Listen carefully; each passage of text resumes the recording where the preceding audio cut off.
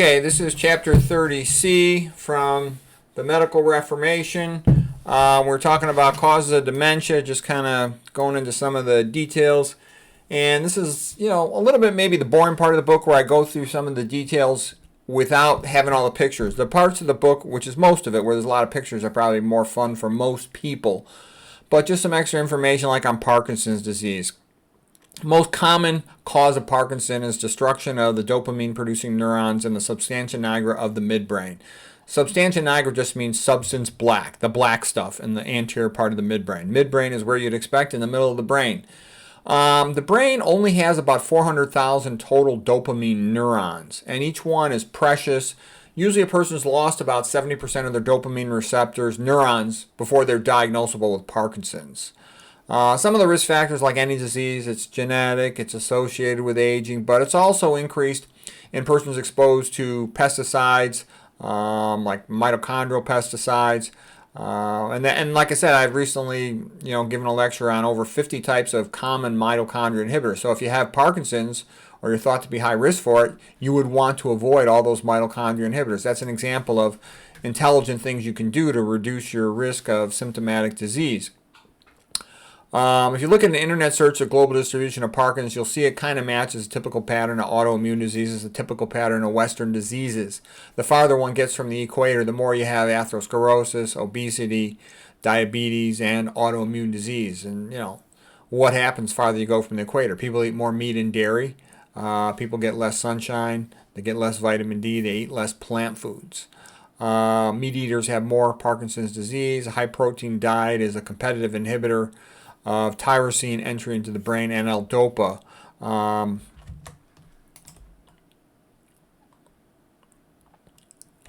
You're also more prone to having leaky gut when you're eating that type of a diet because a meat and dairy diet, there's no fiber in meat and dairy. So you can get leaky gut and get all that autoantibody cross-reactivity stuff. What about iron? Iron overload worsens Parkinson's. Most Westerners, men after about 20 or so years of age, start becoming iron overloaded.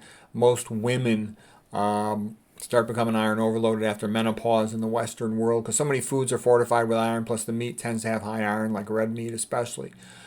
Let's see, what else? What about diabetes and Parkinson's? Yeah, the more diabetes you have, it increases the risk of Parkinson's. Substantia nigra neurons in the midbrain have glucose type 4 transporters, meaning that they are vulnerable to dysfunction in the setting of insulin resistance. The main cause of insulin resistance is high-fat diets. Okay, that's known. By the way, some people will dispute that on some of my shorts and stuff, but basically that's been known for a long time. The J. Shirley Sweeney study was back in 1927 where he fed medical students high-fat diets and then they would fail their oral glucose tolerance test, become like insulin resistant, versus if you fed them low-fat diets, they did not. And that's been reproven through numerous studies. Okay, what about alpha-synuclein in Parkinson's? Parkinson's is associated with abnormal folding of an alpha-synuclein protein, and there's other synucleinopathies, diseases associated with problems with synuclein, and that includes Lewy body dementia, multisystem atrophy. Proteins need to be folded correctly in order for them to be functional. Okay, the problems with folding proteins is an issue of what's called proteostasis, ability to keep proteins as they should be. Increased amounts of oxidative stress, as can occur with excessive iron overload, can lead to misfolding of proteins. There's a lot of overlap between Parkinson's and Alzheimer's. When they look at the autopsies of the brains, there's often many features of both, even though the autopsy diagnosis of Alzheimer's is not anywhere near what people pretend that it is. And you'll see features of so-called Alzheimer's and so-called Parkinson's overlapping. That's what I mean by a lot of these diseases. They're not as well diagnosed as you think. And the autopsy diagnosis of Parkinson's also is nowhere near as good as people think it is.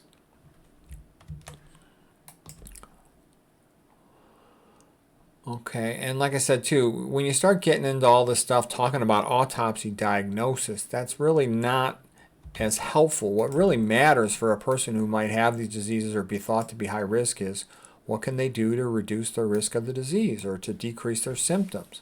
And so for starters, avoid things that are toxic to the brain. Avoid chemicals that smell bad. Avoid chemicals that have other reasons for you to think they're toxic. Avoid eating or drinking bad chemicals. All these estrogenic chemicals, oils, they tend to cause lipid peroxidation. Toxic aldehydes like hydroxynonenal. That's the whole Yamashima, the Japanese neuroscientist, theory of neurodegeneration from omega-6 cooking oils. He feels that's a big reason why Japan has markedly increased rates of dementia compared to the past, because they're eating more cooking oils. Let's see, you could avoid, the saturated fat from primarily animal foods. You could avoid the iron overload from, iron fortified foods and from the meats. Meats also sometimes contain accumulated organophosphate pesticides because the animals eat higher up the food chain, if you will, and they concentrate the herbicides and pesticides sprayed on the plant foods. Anything that can cause leaky gut can increase the risk of Parkinson's. There's a whole set of theories claiming that some people think Parkinson's might have its causation related to problems with the gut, because they're often constipated as one of the earliest symptoms. Okay.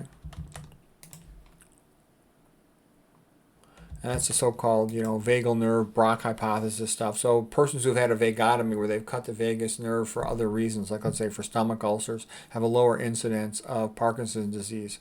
And Brock was a pathologist who showed Lewy bodies were found in the gut enteric nervous system, the nervous system around the gut, as well as the vagus nerve in the brainstem. And he claimed that, talked about them being constipated for years before they develop other symptoms like a tremor.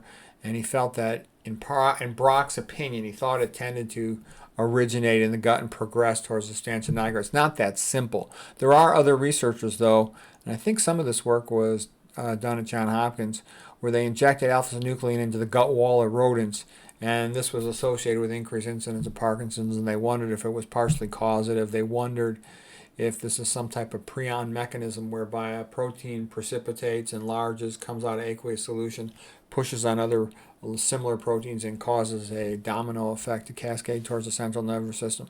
Okay, so what's the point of mentioning all that stuff? Well, the smart move would be avoid things that cause leaky gut.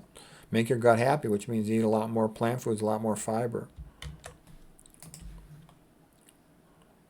Plus, obviously, avoid the other things associated. For any disease, that's what you want to know. You want to know what causes the disease, because quite often, very often, if you avoid the thing that causes the disease, you also improve. And let's say you already have the disease. Well, then you decrease the likelihood the disease is going to progress, because quite often what causes it in the first place keeps on making it progress. And if you can stop that, you got a much better chance to prevent progression or maybe even cure the disease.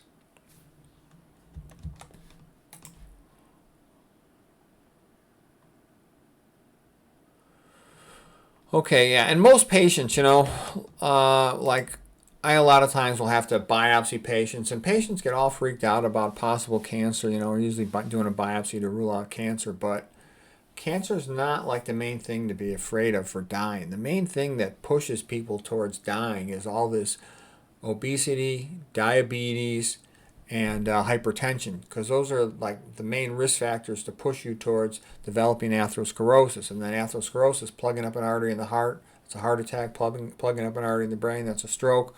Plugging up little tiny arteries in the brain and contributing to neurovascular uncoupling, all of that leading to cognitive impairment and dementia. Okay, that's why people check out of enjoying their life.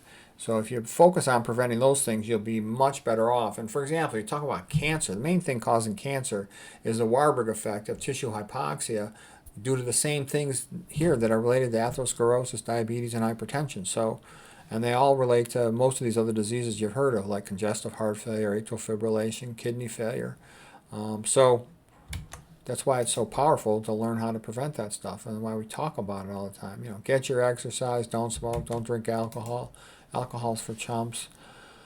It's neurotoxic. It worsens obstructive sleep apnea, makes your brain cells more hypoxic at night, potentially, in that context. And avoid these food toxins. That's why I avoid processed food, too. The MSG's in almost all the processed food. It's actually in a lot of organic foods, too.